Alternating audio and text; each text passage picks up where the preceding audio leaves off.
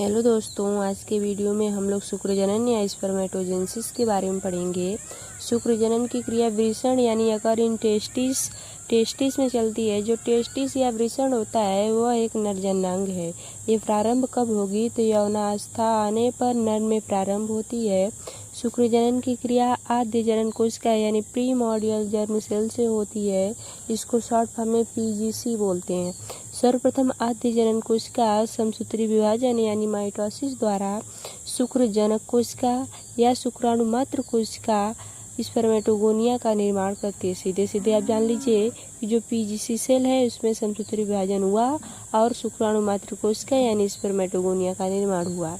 जो शुक्रजनक कोशिका या स्पर्मेटोगोनिया है उसको एक और नाम देते हैं मेल जर्म सेल यानी नर जनन कोशिका भी कहते हैं।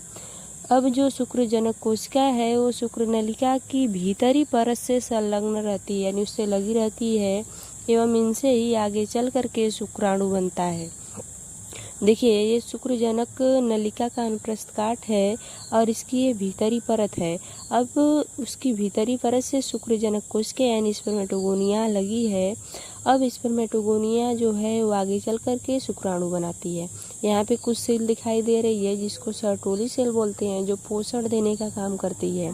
अब ढेर सारी शुक्रजनक कोशिका जो है उनमें से कोई एक शुक्रजनक कोशिका वृद्धि प्रावस्था यानी ग्रोथ फेज में प्रवेश करती है और यह माप यानी साइज में दोगुनी हो जाती है, बड़ी हो जाती है। तब उसको एक नाम देते हैं प्राथमिक शुक्राणुजन कोशिका यानी प्राइमरी स्पर्मेटोसाइट कहते हैं। जो शुक्रजनक कोशिका स्पर्मेटोगोनिया है वो 2n होती है, क्रोमोसोम संख्या 46 होती है। जो प्राथमिक शुक्राणुजन कोशिका है वो भी 2n यानी क्रोमोसोम संख्या 46 होती है। जब इसमें अर्धसूत्री विभाजन होगा तो इसकी क्रोमोसोम संख्या आधा हो जाएगी यानी 23 हो जाएगी। यह द्विगुणित से अगुणित हो जाएगा यानी n हो जाएगा क्रोमोसोम।